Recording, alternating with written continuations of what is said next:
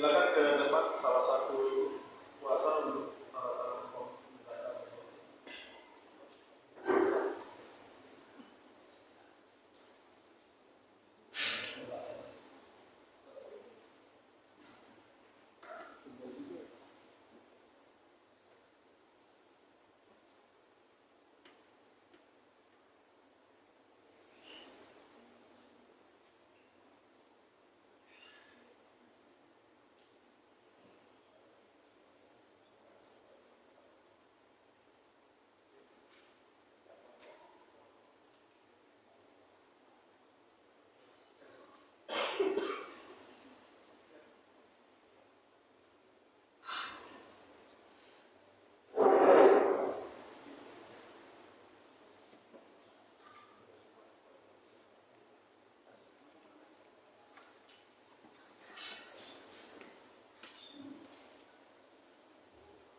setelah majelis bermusyawarah, maka majelis menetapkan mediator hakim atas nama Ibu Luciana Ampi, SHMH, selaku mediator hakim dalam perkara ini, dan didampingi oleh mediator untuk meneliti gugatan ini.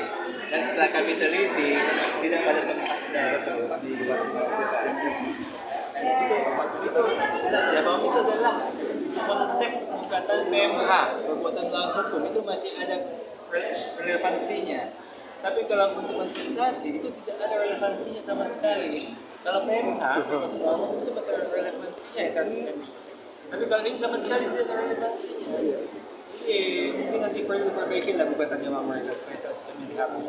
Berarti Reza juga bingung juga ya Bang, kenapa bisa akhirnya digugat? Ya, kami aja penasehat kuasa hukumnya juga bingung, apalagi itu Reza yang taunya kosmetik kan begitu kan? Lebih bingung lagi dia.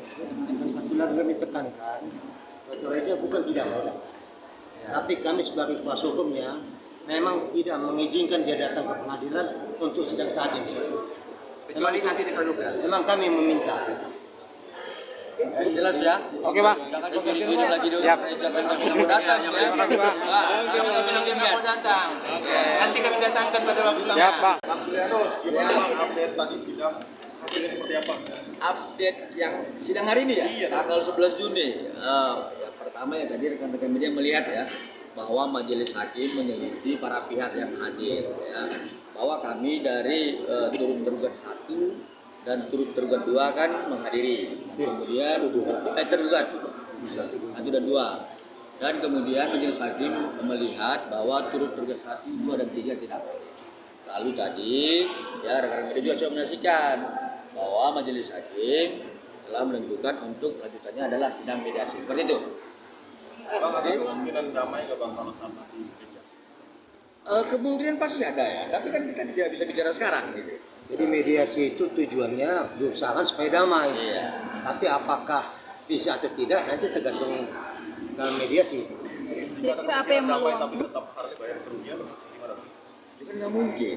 Ini kan begini loh, gugatan wan prestasi perda itu kan harus punya dasar hukum. Kemudian si penggugat harus punya hak dalam hal ini.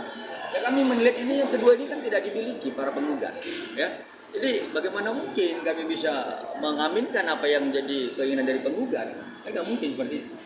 Lagian kan kawan media sudah tahu nih proses dari laporan klien kami itu kan sudah di P21 kan. Ya, jadi pada prinsipnya kami menilai bahwa pada saat dilakukan proses penyelidikan dan penyidikan, di situ kan sudah diteliti oleh pihak penyidik.